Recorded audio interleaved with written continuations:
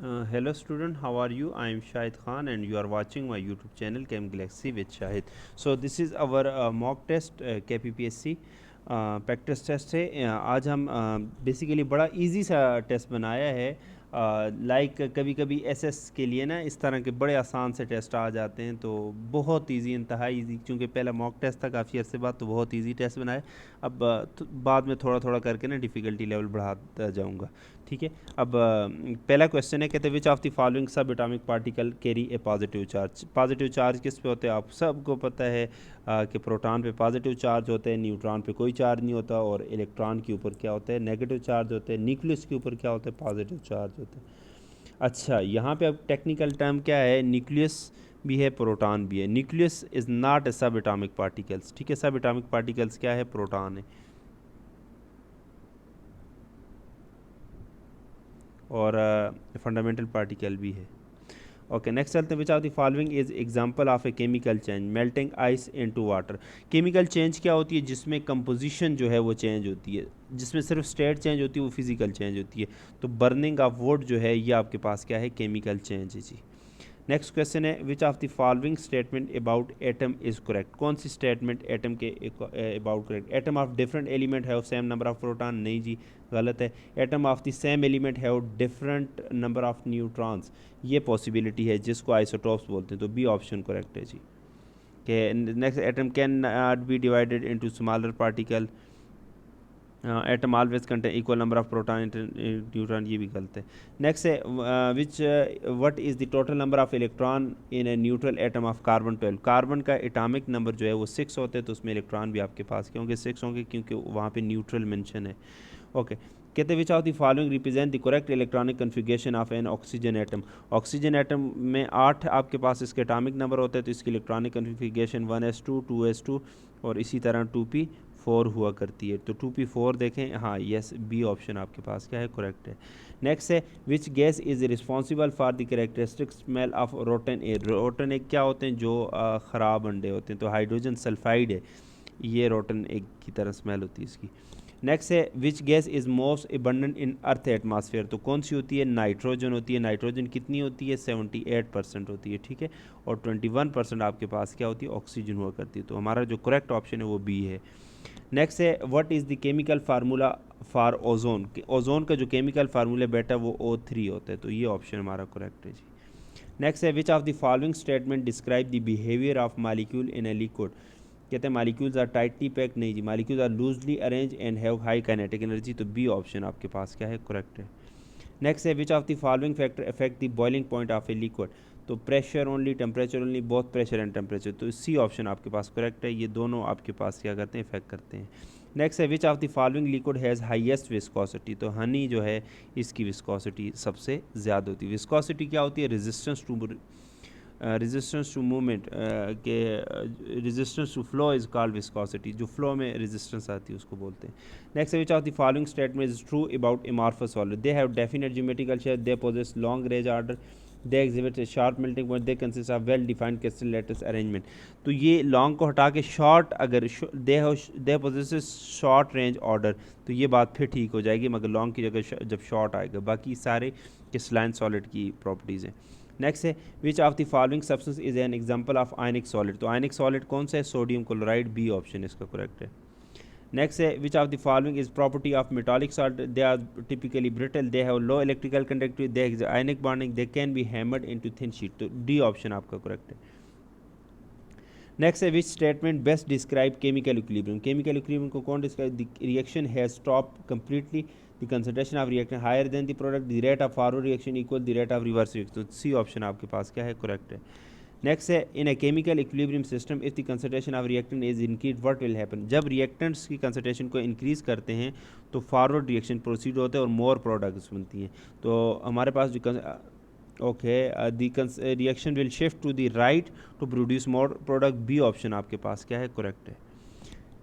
Next है, which factor does not affect the position of chemical equilibrium. तो catalyst जो है ये पोजीशन ऑफ इक्विलिब्रियम को इफेक्ट नहीं करता।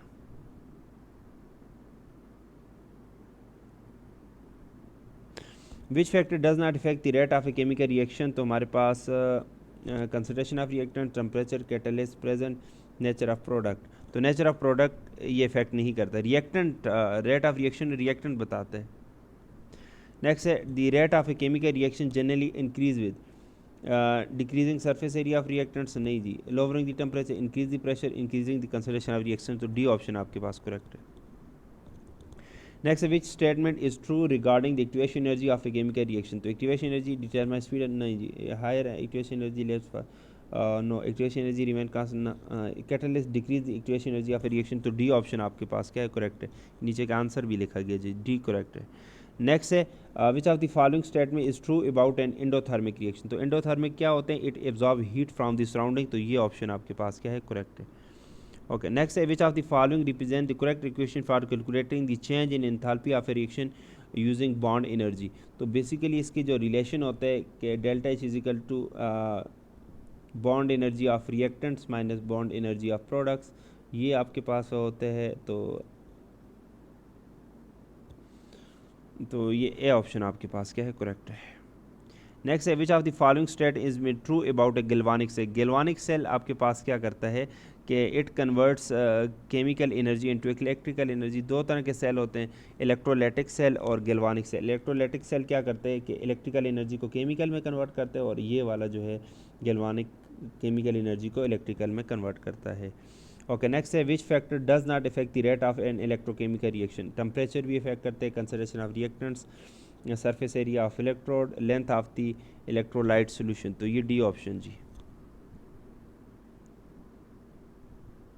Which of the following types of chemical bonding involve the complete transfer of electron from one atom to another, तो कौन सी bonding होती है, आयनिक जी।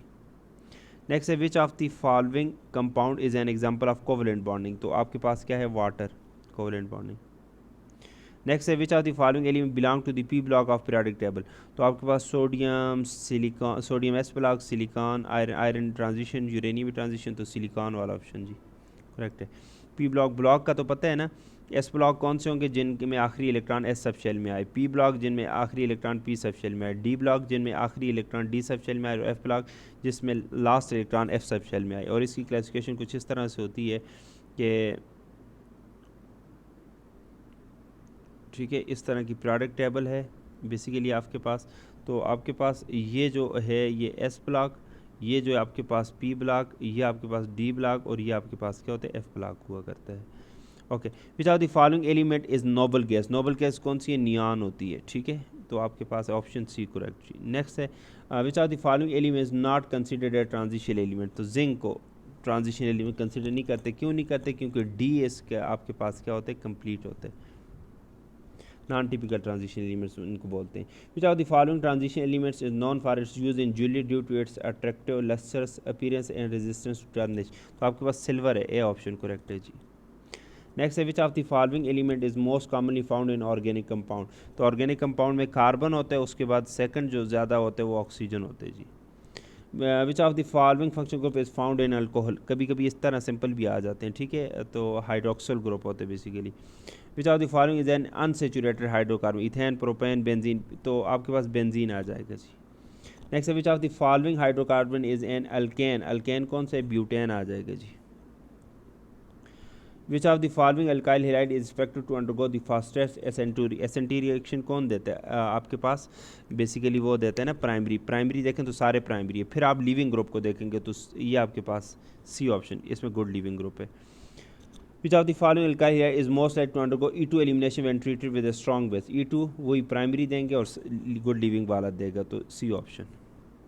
Which of the following compound is an example of primary alcohol, methanol, ethanol, two, ये तो नहीं है, तो ethanol, ये मेथनॉल मिथाइल अल्कोहल है, तो एथनॉल प्राइमरी अल्कोहल है। Okay, which of the following compound is an example of phenol, phenol की एग्जांपल कौन सी है, कोई भी नहीं है, कोई भी नहीं है, ठीक है। फिनॉल क्या होते हैं कि एरोमेटिक रिंग के साथ जब आपके पास क्या हो, OH ग्रुप आपके पास क्या हो अटैच हो, उसको फिनॉल बोलते हैं।